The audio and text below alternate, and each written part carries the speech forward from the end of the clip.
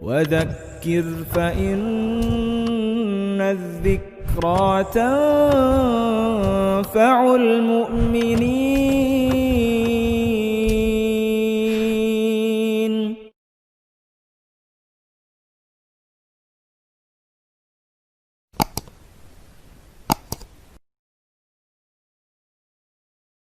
بسم الله الرحمن الرحيم. الحمد لله وكفى وسلام على عباده الذين اصطفى. أما بعد، فأعوذ بالله من الشيطان الرجيم. بسم الله الرحمن الرحيم. إن عدة الشهور عند الله 12 شهرا في كتاب الله يوم خلق السماوات والأرض منها 4 حرم ذلك الدين القيم. صدق الله العظيم. قابل احترام بزرگوں اور دوستوں، آج پہلی محرم الحرام ہے، اسلامی نئے سال کے پہلے مہینے کا پہلا دن ہے۔ آپ سبھی حضرات یہ بات جانتے ہیں کہ اسلامی نئے سال کی ابتدا محرم الحرام کے مہینے سے ہوتی ہے۔ محرم الحرام کا مہینہ نہایت فضیلت اور برکت والا مہینہ ہے۔ اس مہینے کا اعزاز، اکرام، احترام، فضیلت اور برکت اپنی جگہ مسلم ہے، مگر اس کے ساتھ ساتھ اس مہینے میں پیش آنے والے کچھ تاریخی واقعات نے اور حضرت نبی اکرم سرکار دو عالم صلی اللہ تعالی علیہ وسلم کی اس مہینے سے متعلق بتلائی ہوئی ہدایات اور تعلیمات نے اس مہینے کی عظمت و تقدس میں 4 چاند لگا دیے۔ جس طرح سے انگریزی سال کا اختتام دسمبر پر اور ابتدا جنوری سے ہوتی ہے، اسی طرح اسلامی مہینے کا، اسلامی سال کا اختتام ذی الحجہ پر اور ابتدا محرم الحرام سے ہوتی ہے۔ سال کے دنوں کو، ہفتوں کو، مہینوں کو یاد رکھنے اور ان کی صحیح مقدار پہچاننے، جاننے اور معلوم کرنے کو اردو زبان میں تاریخی نظام یا نظام الاوقات کہا جاتا ہے۔ انگریزی میں اس کو کیلنڈر کہتے ہیں، ہندی میں اس کو جنتری کہتے ہیں اور عربی زبان میں اسی کو تقویم کہا جاتا ہے۔ بہرحال یہ تاریخی نظام جس کے ذریعے سال کے دنوں کو، ہفتوں کو، مہینوں کو پہچانا جاتا ہے، اس کی بہت ہی زیادہ ضرورت ہے۔ سوال یہ ہوتا ہے کہ آخر اس کی ضرورت کیوں ہے، کس وجہ سے؟ اس کا جواب سمجھیں۔ گزرے ہوئے زمانے میں پیش آئے ہوئے واقعات کو معلوم رکھنے کے لیے، اسی طرح مستقبل میں یعنی آنے والے زمانے میں کچھ معاملات ہیں جن کو طے کرنے کے لیے، اسی طرح خوشی اور غمی کی تقریبات کو یاد رکھنے کے لیے تاریخی نظام کی ضرورت پڑتی ہے۔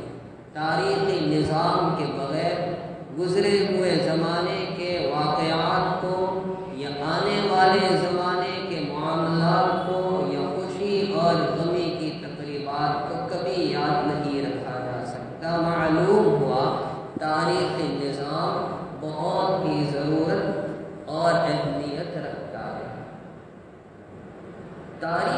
نظام کی 3 قسمیں ہیں۔ ایک ہے شمسی نظام یعنی سورج والا نظام، ایک ہے قمری نظام یعنی چاند والا نظام، اور ایک ہے نجومی نظام یعنی ستاروں کا نظام۔ آج بھی کچھ علاقوں میں نجومی نظام رائج ہے، اور حضرت ابراہیم علیہ السلام کی اگر سیرت کے کچھ اوراق آپ نے ٹٹولے ہو تو آپ کو یہ بات معلوم ہوگی کہ ان کے دور میں بھی نجوم پر بڑا زور دیا جاتا تھا، اور یہی وجہ ہے کہ جب حضرت ابراہیم علیہ السلام کے پاس قوم کے کچھ لوگ فرمائش لے کر دعوت لے کر آئے تھے ہمارے جشن میں شریک ہو، تو آپ نے ستاروں کی جانب دیکھ کر کہا تھا انی سقیم میں بیمار، بلکہ آپ کی ولادت کو دیکھا جائے تو اس میں بھی نجومی نظام کی بات آپ کو ملے گی کہ چند نجومیوں نے خبر دی تھی بادشاہ نمرود کو کہ ایک لڑکا ہوگا جو تمہاری سلطنت کے زوال کا سبب بنے گا۔ بہرحال یہ 3 نظام دنیا میں رائج ہے، سورج والا نظام، چاند والا نظام، ستارے والا نظام، مگر ہمارے یہاں عموماً 2 نظام چلتے ہیں۔ ہر ایک کی ذہنیت تو سورج والے نظام کی طرف جاتی ہے، قمری نظام یعنی چاند والے نظام کو ہم کوئی اہمیت دیتے نہیں۔ ایک بات اور یاد رکھیں، تاریخ کو یاد رکھنے کا رواج قدیم زمانے سے چلا آ رہا ہے۔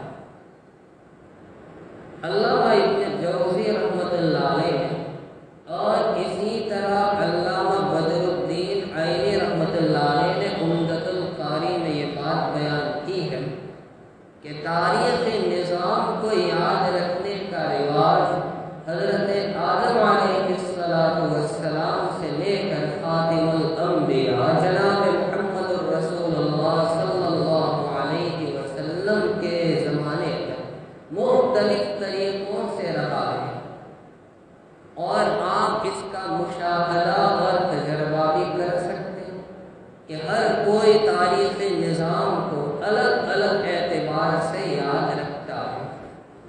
بعض علاقوں میں قدیم زمانے میں تاریخ کو یاد رکھا جاتا تھا کسی بڑے واقعے کے پیش آنے سے، کسی قوم پر فتح ہوئی اس واقعے سے تاریخ کو یاد رکھا جاتا کہ یہ واقعہ اس فتح کے 5 سال پہلے کا یا 5 سال بعد کا یا 3 سال پہلے کا یا 3 سال بعد کا ہے، یا کوئی زمینی یا آسمانی آفت کے واقعے سے اس کو یاد رکھا جاتا کہ یہ واقعہ فلاں زلزلے سے 3-4 سال پہلے یا 3-4 سال بعد کا ہے، یا یہ واقعہ سیلاب سے 3-4 سال پہلے یا 3-4 سال بعد کا ہے۔ ہمارے برادران وطن میں جو تاریخی نظام چلتا ہے جس کو گجراتی میں وکرم سنوت کہا جاتا ہے، تو یہ بھی ایسا ہی ایک داستان رکھتا ہے کہ ایک بادشاہ جس کا نام وکرمادتیہ تھا، اس کی تخت نشینی کی تاریخ سے اس سال کو یاد رکھا جاتا ہے۔ معلوم ہوا کہ تاریخ یاد رکھنے کا رواج آج سے نہیں، دور قدیم سے چلا آ رہا ہے، اور مختلف واقعات سے انہوں نے اپنی اپنی تاریخوں کو یاد رکھا ہے۔ یہاں تک کہ عربوں میں تاریخ کو یاد رکھا جاتا تھا اسی طرح کے بڑے واقعے سے۔ یہی وجہ ہے کہ جناب رسول اکرم صلی اللہ علیہ وسلم کی تاریخ کو اگر ارباب سیر بیان کرتے ہیں تو یہ لکھتے ہیں کہ نبی کریم صلی اللہ علیہ وسلم کی ولادت باسعادت عام الفیل میں ہاتھی والے سال میں ہوئی۔ اب ہاتھی والے سال کا مطلب کیا؟ نبی علیہ السلام کی ولادت سے 50 یا 55 روز پہلے 22 محرم الحرام کو واقعہ پیش آیا تھا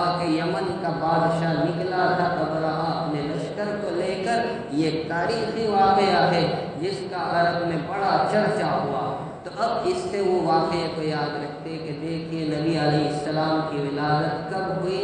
عام الفیل میں، ہاتھی والے سال میں۔ اسی طرح عربوں میں اگر کوئی جنگ ہوتی اور مشہور جنگ ہوتی تو اس جنگ سے تاریخ کو، واقعے کو یاد رکھا جاتا کہ فلاں کی ولادت اس جنگ سے 2 سال پہلے ہوئی ہے، یا فلاں کی وفات اس جنگ سے 2 سال پہلے یا بعد میں ہوئی ہے۔ غرض ایک زمانے تک عربوں میں یہ رواج چلا۔ جب اسلام آیا تو اسلام میں بھی اولاً تاریخ یاد رکھنے کے لیے اسی کا سہارا لیا گیا، اور اس طرح سے تاریخ یاد رکھی جاتی کہ یہ واقعہ نبی کریم صلی اللہ علیہ وسلم کی نبوت سے اتنے سال پہلے یا نبوت سے اتنے سال پہلے کا ہے۔ ایک زمانے تک تاریخ اس طرح سے چلی، سن نبوی سے، کہ نبوت ملنے سے 4 سال پہلے یا نبوت ملنے کے 4 سال کے بعد کا یہ واقعہ ہے۔ یا کبھی کبھار اسلام کی ابتدا میں تاریخ کو یاد رکھا جاتا نبی علیہ السلام کی ہجرت سے، یا نبی علیہ السلام کی وفات سے، یا نبی علیہ السلام کے حجۃ الوداع سے، کہ آپ کے آخری حج سے اتنے سال پہلے یا اتنے سال کے بعد کا واقعہ ہے۔ مگر جب امیر المؤمنین حضرت عمر فاروق رضی اللہ تعالیٰ عنہ کا زمانہ آیا اور آپ کے زمانے میں اسلام کا دائرہ وسیع ہوا، اسلام عرب کے علاقے سے نکل کر عجم کی وادیوں تک پہنچا، تو ضرورت پیش آئی منظم طریقے پر تاریخ کو یاد رکھنے کی۔ چنانچہ اس سلسلے میں حضرت عمر فاروق رضی اللہ تعالیٰ عنہ نے اکابر صحابہ کی ایک میٹنگ بلائی، ان سے مشورہ کیا۔ اکابر صحابہ کے مشورے سے یہ طے پایا کہ تاریخی نظام کو یاد رکھا جائے فخر دو عالم جناب رسول اکرم صلی اللہ علیہ وسلم کی ہجرت کے سال سے۔ چنانچہ فیصلہ ہو گیا کہ اب تاریخ کو یاد رکھا جائے گا نبی علیہ السلام کی ہجرت سے، اسی کو سن ہجری کہا جاتا ہے۔ اور اس مشورے میں ایک اور بات پر بھی فیصلہ ہوا، وہ یہ ہے کہ پہلا مہینہ محرم الحرام کو قرار دیا جائے۔ اب یہ بات آپ اچھی طرح سمجھ لیں کہ حضرت عمر فاروق رضی اللہ تعالیٰ عنہ کوئی معمولی آدمی نہیں، آج انہی کی شہادت کا دن ہے۔ یہ امیر المؤمنین ہے، خلیفۃ المسلمین ہے، جن کے بارے میں نبی علیہ السلام یہ فرماتے کہ اگر میرے بعد بالفرض کوئی نبی ہوتا تو وہ عمر ہوتے، اور خلیفہ راشد ہے جن کے بارے میں آقا علیہ السلام فرماتے علیکم بسنتی و سنت الخلفاء الراشدین المہدیین۔ تو آپ کا یہ فیصلہ یہ سمجھ لیجیے دراصل جناب رسول اکرم صلی اللہ علیہ وسلم کا فیصلہ ہے، ایک خلیفہ راشد کا فیصلہ ہے جو انصاف پر مبنی ہے۔ بہرحال اس مجلس میں یہ 2 باتیں طے پائی کہ اب تاریخ کو یاد رکھا جائے گا نبی علیہ السلام کی ہجرت سے، اور دوسری بات کہ اب اسلامی پہلا مہینہ محرم الحرام کا رہے گا۔ بعض روایات سے معلوم ہوتا ہے کہ ہجرت کے سال سے تاریخ کو یاد رکھنے کا، رواج دینے کا فیصلہ جناب رسول اکرم صلی اللہ علیہ وسلم ہی نے کیا۔ آپ کے زمانے سے ہی، آپ کی ہجرت سے ہی تاریخ کو ہجری سال سے یاد رکھنے کا فیصلہ کیا گیا۔ البتہ باقاعدہ کاغذ پر اور دستاویز پر اس کو لکھنے اور منتقل کرنے کا جو عمل وجود میں آیا ہے وہ حضرت عمر فاروق رضی اللہ تعالیٰ عنہ کے زمانے سے آیا ہے۔ بہرحال یہ تو اسلامی تاریخ کی اہمیت ہے۔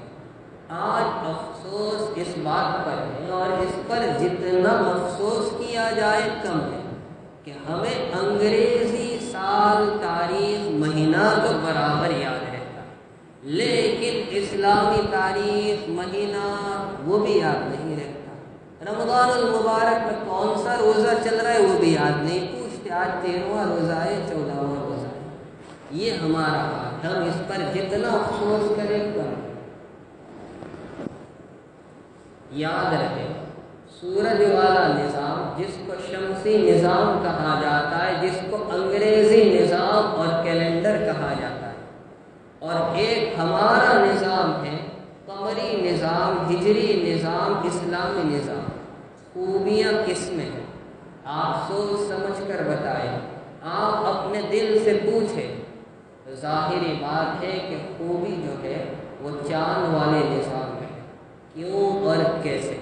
حضرت حکیم الامت مولانا اشرف علی صاحب تھانوی رحمۃ اللہ علیہ نے اپنے خطبات میں یہ بات بیان کی ہے کہ چاند والا نظام سہل ہے، آسان ہے، اور جناب رسول اکرم صلی اللہ علیہ وسلم سہل اور آسان شریعت لے کر آئے تھے۔ قرآن بھی یہی کہتا ہے، یرید اللہ بکم الیسر ولا یرید بکم العسر، اور میرے اور آپ کے آقا جناب رسول اکرم صلی اللہ علیہ وسلم بھی یہی فرماتے، الدین یسر، اور نصیحت بھی یہی کہ یسر ولا تعسر۔ تو چاند والا نظام آسان ہے۔ اب حضرت تھانوی رحمۃ اللہ علیہ اس کو سمجھاتے ہیں اپنے استاد محترم، دارالعلوم دیوبند کے پہلے صدر مدرس حضرت مولانا یعقوب صاحب نانوتوی رحمۃ اللہ علیہ کے حوالے سے، کہ چاند والا نظام آسان کیوں ہے۔ حضرت مولانا یعقوب صاحب نانوتوی رحمۃ اللہ علیہ اس کی مثال دیتے کہ چاند والا نظام آسان اس لیے کہ چاند کو دیکھ کر ہر کوئی کچھ نہ کچھ تاریخ کا اندازہ لگا سکتا ہے۔ اگر آپ کو پوچھا جائے کہ جاؤ باہر نکلو، سورج کو دیکھو، دیکھ کر بتاؤ آج تاریخ کون سی ہے، کوئی نہیں بتا سکے گا، اس لیے کہ روزانہ سورج ایک جیسا ہی نظر آئے۔ لیکن چاند کو دیکھ کر کوئی اتنا تو کہہ دے گا یہ پتلا چاند ہے، پہلا لگتا ہے، یہ پورا گول چاند ہے، 14واں 15واں چاند ہے۔ آج چاند نہیں دکھا ہمارے سے، معلوم ہوا کہ سورج کو دیکھ کر تاریخ یاد نہیں رکھی جا سکتی۔ تاریخ اگر یاد رکھنا آسان ہے تو چاند کو دیکھ کر آسان ہے۔ ایک حکمت تو حضرت تھانوی رحمۃ اللہ علیہ یہ بیان کرتے ہیں۔ دوسری حکمت حضرت تھانوی رحمۃ اللہ علیہ نے یہ بیان کی کہ چاند والے نظام میں پورے عالم کے لیے آسانی ہے۔ آپ اس کو سمجھے، اس کی مثال بھی حضرت تھانوی رحمۃ اللہ علیہ نے کیسے، مثال کے طور پر لے لیجئے روزہ۔ پوری دنیا کے مسلمان مل کر اتفاق کر لیں کہ ہم روزہ رکھیں گے تو مئی کے مہینے میں رکھیں گے، پوری دنیا کے مسلمان طے کر لیں۔ اب سوچئے ہندوستان والوں کا حال کیا ہوگا، کتنی پریشانی ہوگی، اس لیے کہ مئی کے مہینے میں کس شدت کے ساتھ گرمی ہوتی۔ برطانیہ انگلینڈ چلے جائے تو وہاں 18 19 20 گھنٹے کے روزے ہو جائیں گے، تراویح سے فارغ نہیں ہوئے کہ سحری کا وقت ہو جاتا ہے۔ لیکن افریقہ والوں کے لیے، اسی طرح ساؤتھ امریکہ کے بہت سے ممالک، ان کے لیے کتنی آسانی ہو جائے گی کہ 10 گھنٹے کا روزہ۔ پورے عالم کے لیے اگر آسانی ہے تو چاند والے نظام میں ہے کہ کبھی رمضان گرمی میں آئے، کبھی ہلکی گرمی ہو، کبھی شدت کی گرمی ہو، کبھی رمضان سردی میں آئے، کبھی ہلکی سردی ہو، کبھی شدت کی، کبھی روزہ چھوٹا ہو، کبھی بڑا ہو۔ اگر ایک ہی نظام رکھا جاتا تو پورے عالم کے لیے آسانی نہیں ہو سکتی تھی۔ پورے عالم کے لیے آسانی ہے تو چاند والے نظام میں۔ یہ دو حکمتیں حضرت تھانوی رحمۃ اللہ علیہ نے بیان کی۔ تیسری بات کہ چاند والے نظام میں خوبی یہ ہے کہ شریعت کے بہت سے احکام کا دار و مدار چاند پر رکھا گیا۔ صرف نماز کے اوقات رکھے گئے سورج کے نظام پر کہ فجر کب پڑھنی ہے، ظہر کب پڑھنی ہے، عصر کب پڑھنی ہے، مغرب عشاء کب پڑھنی ہے، لیکن روزے کب رکھنے، رمضان کا چاند دیکھ کر۔ عید الفطر کب منائی جائے گی؟ عید کا چاند دیکھ کر۔ عید الاضحیٰ کب منائی جائے گی؟ چاند کی تاریخ پر۔ عرفہ کب ہوگا؟ عاشورہ کب ہوگا؟ 15 شعبان کب ہوگی؟ یہ سارے فیصلے شریعت کے بہت سے احکام جو رکھے گئے ہیں وہ چاند والے نظام پر رکھے گئے۔ یہ تیسری بات۔ چوتھی بات، جب شریعت کے بہت سے احکام کا دار و مدار چاند کے نظام پر ہے تو اس نیت سے چاند کی تاریخ کو جاننا اور یاد رکھنا بھی اجر و ثواب سے خالی ہے۔ اب سوچئے ہم نے کتنا اجر و ثواب ضائع کیا۔ بہت یاد ہے کہ آج 21 اگست ہے، جمعہ کا دن ہے، 2020 ہے، 5-7 دن نکل جانے دو، پھر پوچھو انگریزی تاریخ سے یاد ہوگی لیکن اسلامی تاریخ یاد ہوگی۔ 5ویں بات، چاند کی تاریخ کو یاد رکھنا انبیاء کرام، صحابہ کرام اور سلف صالحین کا طریقہ ہے۔ 6ٹھی بات، چاند کی تاریخ یاد رکھنے میں اسلامی پہچان برقرار رہتی ہے۔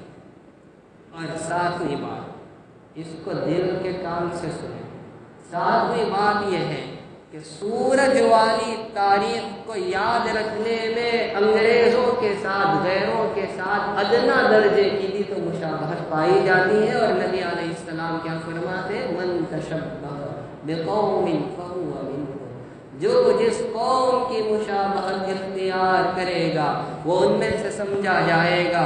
ہندوستان آزاد ہو گیا، انگریز چلے گئے، 73 سال اس کے گزر گئے، مگر ذہنیت میں آج بھی ہم انگریزوں کے غلام ہیں۔ فکر کے اعتبار سے، عقل کے اعتبار سے آج بھی ہم ان کے غلام ہیں۔ ذہنی غلامی گئی نہیں، جتنے بیٹھے ہیں سب کو اپنی انگریزی تاریخ ولادت یاد ہوگی، لیکن بتاؤ کتنوں کو اپنی اسلامی تاریخ ولادت یاد ہے؟ کسی کو نہیں۔ افسوس ہے۔ اور یہی حال بہت سی وہ اسکول کہ جن کے نام مسلمانوں کے نام پر رکھے گئے مگر ذہنی اعتبار سے وہ انگریزوں کے غلام، کہ وہاں چھٹی کا دن دیا گیا تو سنڈے، جہاں لال تاریخ ہو کیلنڈر میں، جمعہ کے دن نہیں۔ کیوں نہیں؟ اس لیے کہ غلامیت اب بھی گئی نہیں ہے۔ تو یہ انگریزوں کے ساتھ مشابہت سورج کے نظام میں پائی جاتی۔ اگر ہم چاہتے ہیں کہ اس مشابہت سے نکلے اور نبی علیہ السلام کی وعید سے ہم نجات پائے تو ہمیں چاند کی تاریخ کو یاد رکھنا ہوگا، اس پر عمل کرنا ہوگا، اسی کے مطابق اپنی خوشی اور غمی کی تقریبات کو طے کرنا ہوگا۔ بہرحال آج یہ پہلا دن ہے محرم الحرام کا، یہ مہینہ بڑی فضیلت والا ہے۔ اب اس کی فضیلت سمجھ لے کس علماء نے اس کی فضیلت مختلف وجوہات سے بیان کی ہے۔ نمبر 1 قرآن پاک کی آیت سے، میں نے آپ کے سامنے سورہ توبہ کی آیت پڑھی، ان عدت الشہور عند اللہ 12 شہرا فی کتاب اللہ یوم خلق السماوات والارض منها 4 حرم۔ 12 مہینوں میں سے قرآن کریم نے 4 مہینوں کو عظمت اور حرمت والے، تقدس والے مہینے قرار دیا ہے۔ ان کی عظمت و حرمت پہلے زمانے سے چلی آ رہی، 3 مہینے تو مسلسل چلے گئے، ذی القعدہ، ذی الحجہ اور ایک یہ محرم، 1 مہینہ بعد میں آئے گا رجب۔ یہ 4 مہینے عظمت اور حرمت والے۔ معلوم ہوا محرم کی فضیلت اس آیت پاک سے۔ نمبر 2، ترمذی شریف کی پہلی جلد صفحہ 157 پر ایک روایت ہے۔ روایت یہ ہے کہ ایک آدمی حضرت علی بن ابی طالب رضی اللہ تعالیٰ عنہ کے پاس آیا اور سوال کیا کہ یہ بتائے رمضان المبارک کے روزوں کے بعد کس مہینے کے روزے اللہ کو زیادہ پسند ہیں؟ حضرت علی رضی اللہ تعالیٰ عنہ نے اچھا جواب دیا، فرمایا کہ ایک مرتبہ میں نبی کریم صلی اللہ علیہ وسلم کے پاس بیٹھا تھا، ایک صاحب آئے، انہوں نے یہی سوال کیا کہ اللہ کے نبی یہ بتائے رمضان المبارک کے بعد کون سے مہینے کے روزے اللہ کے یہاں فضیلت والے ہیں؟ تو نبی علیہ السلام نے فرمایا کہ محرم کے مہینے کی، اور یہ بھی فرمایا کہ اس مہینے میں اللہ نے ایک قوم کی توبہ قبول کی تھی اور عنقریب ایک قوم کی توبہ قبول کریں گے۔ ترمذی شریف کی اسی پہلی جلد میں صفحہ 157 پر اور مسلم شریف کی 1163 نمبر حدیث ہے، نبی کریم صلی اللہ علیہ وسلم فرماتے افضل الصیام بعد صیام شہر رمضان شہر اللہ المحرم، اللہ کے نزدیک افضل روزے رمضان کے بعد اللہ کے مہینے رمضان کے روزے محرم کے روزے۔ تو فضیلت دو طرح سے ہوئی، قرآن پاک نے محرم کو حرمت والا احترام والا مہینہ کہا، اور نمبر دو نبی علیہ السلام نے روزے کے ذریعے اس مہینے کی فضیلت کو بیان کیا۔